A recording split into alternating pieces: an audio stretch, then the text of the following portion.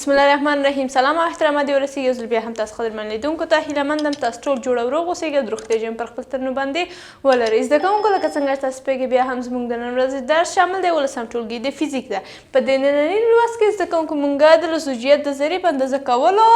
آله لولو. همدې ترتیب باندې ورسره وایو چې طوفاني جریان ښکارنده پدیده څه شی ده او څنګه رامنځته کیږي. همدې ترتیب باندې ګرداب څنګه تشکیلیږي. دغه موضوع زده کوونکو زموږ د نن د درس اصلي موضوعات جمله تشکیلوي. نو هیله مند یم تر پایه پورې زموږ ملتیا وکړئ. مخکې دې چې زده کوونکو زه دغه ناحیه تاسو ته متن پیل کړم او تاسو ته په دې آلې په اړه او همدې ترتیب باندې ښکارنده پدیدو په اړه موضوعات تشریحات درکړم. تاسو زده کوونکو د یوولسم ټولګي د فزیک 208 نه تر 211 پاڼې پورې چې معمولا آخري درسونه د یوولسم ټولګي د آخري څپرکي او یوولسم ټولګي د فزیک له جملې حسابېږي. تاسو تعقیب کړئ او همدې ترتیب باندې تاسو هم خپل معلومات دې ناحیې کې پوره کړئ. وروسته د هغې څخه ویډیو وګورئ تر څو ستاسو معلومات دقیق شي. لکه څنګه چې یادولی شوم زده کوونکو په دې ناحیې کې د لزوجیت د ضریب اندازه کول. زده کوونکو د لزوجیت د ضریب اندازه کولو آله څه شی دی؟ موږ ولوستل زده کوونکو چې خپله لزوجیت د داخلي استکاک په معنا باندې ده. کله چې موږ وایو چې داخلي استکاک بل نوم یې هم لزوجیت ده. نو زده کوونکو موږ معمولا کله چې د استکاک څخه خبرې کوو د مایعاتو او ګازاتو منظور مو د هغوی داخلي استکاک ده. نو قدرمن لیدونکو موږ ولوسته چې ضریب د لزوجیت په کوم حرف باندې موږ ورښیو. همدې ترتیب باندې مختلف قیمتونه د مختلفو مایعاتو د جریان لپاره دغه قیمتونه نیسي چې هغه مایعات چې په اسانۍ سره جریان کوي د هغو لپاره قیمت یې کم ده او هغه مایعات چې په اسانۍ سره جریان نه کوي لکه موږ ولوستل قیر ګیرس او همدې ترتیب باندې ګلیسرین لپاره قیمت ډېر لوړ ده. همدې ترتیب باندې زده کوونکو موږ ولوستل چې استکاک په څو ډوله باندې ده. نو قدرمن لیدونکو نن وایم چې موږ کولی شو د لزوجیت ضریب چې منظور د داخلي استکاک څخه ده اندازه یې هم کړو او د اندازه کولو لپاره زده کوونکو موږ د یوې آلې څخه استفاده کوو چې هغه له د هیوپل ویسکیوزومتر په نوم باندې یادیږي. هیوپل ویسکیوزومتر هغه آله ده چې د هغې په واسطه باندې معمولا د اجسامو داخلي استکاک یا هم چسپندګي موږ اندازه کوو. نو زده کوونکو دغه آله په اندازه کولو سره موږ ته څه ګټه رسوي د دې آلې څخه په استفادې دغه آله زده کوونکو باعث د دې کېږي ساده توب او لازم دقت چې ډېر مهم ده زده کوونکو. نو زده کوونکو لازم دقت د ناحیې کې دغه آله موږ ته کوم ګټې چې رارسوي ساده توب او لازم دقت دی چې دې ناحیې کې زده کوونکو دقت په هر اندازه کې له ډېرو مهمو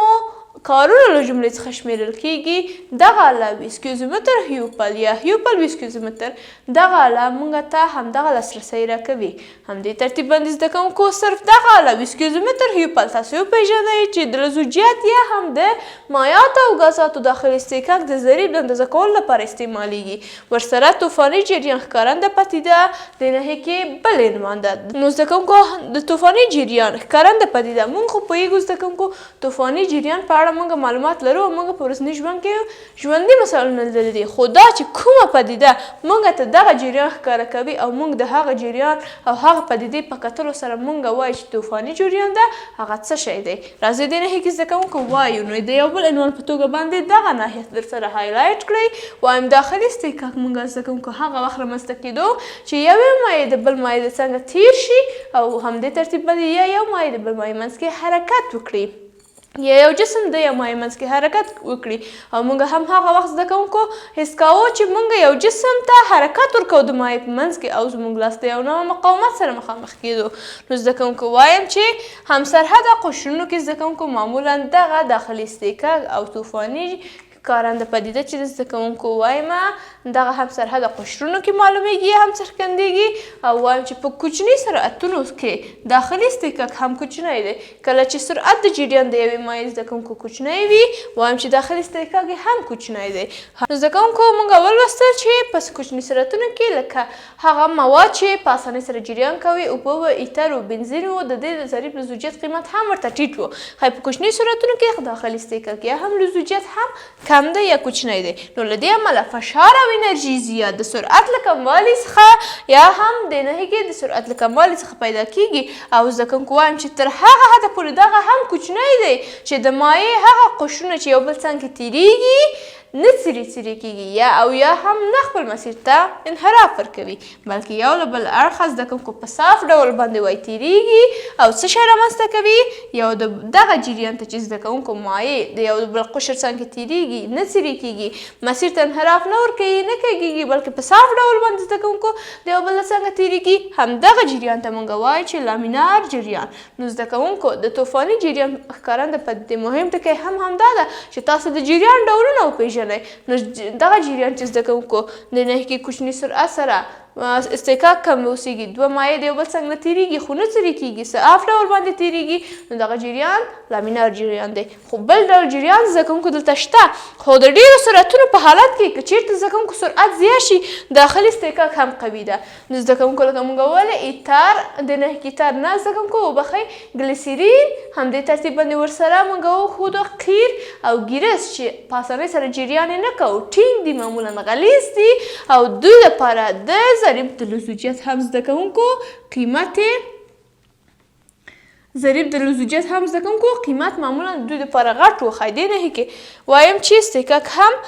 د ډېرو سرعتونو لپاره قوي دی جریان تصویر زده کوونکو ځان ته بدلون ورکوي دا ځای کې کله چې دا یو بل څنګه تیریږي دغه جریان تصویر ځان ته زده کوونکو بدلون ورکوي یعنې تغییرات پکې رامنځته کیږي نو د اوبو څرخېدل په دې حالت کې ګرداب رامنځته کیږي طبعا زده کوونکو جریان ته تغییر ورکول شو اوبه حتما یا هم دایروي شکل یا هم کوږ مایل شکل باندې دغه چرخش د اوبو رامنځته کیږي چې دا په ګډ ډول باندې زده کوونکو کله چې اوبه راتاو شي یو ګرداب رامنځته کوي او د رامنځته کېدو دغه ډول جریان ته موږ وایو چې توربلند جریان په نوم باندې یادیږي د اوبو ګرداب زده کوونکو توربلند جریان رامنځته کوي څه شی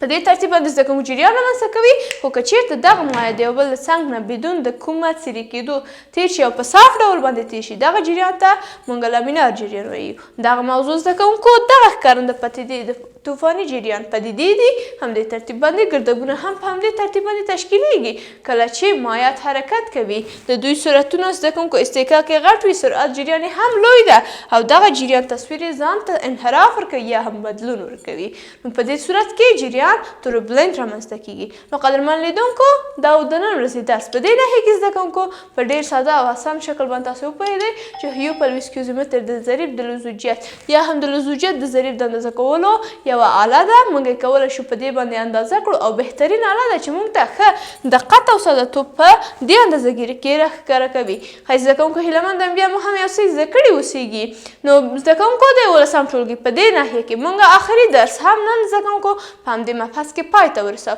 هیلهمند یم په ټول د دې یوولسم ټولګي کې چې کوم موارد زده کوونکو څه کتاب ته اړوند څه خارج د کتاب څخه کار شول تاسې زده کړي اوسیږي او کوم مشکلونه لرئ ستاسو د کورنۍ دندو له جملو څخه چې د عمومي فصل پوښتنې حل کړې مو وي او د مشکل په صورت کې مو خپله مشکلات بیا هم زده کوونکو تر هر دمې پورې خپل کومنټونه کې لیکئ زه ستاسو کومنټونه لولم او ستاسو هرې پوښتنې ته په جدا ډول باندې ځواب درکوم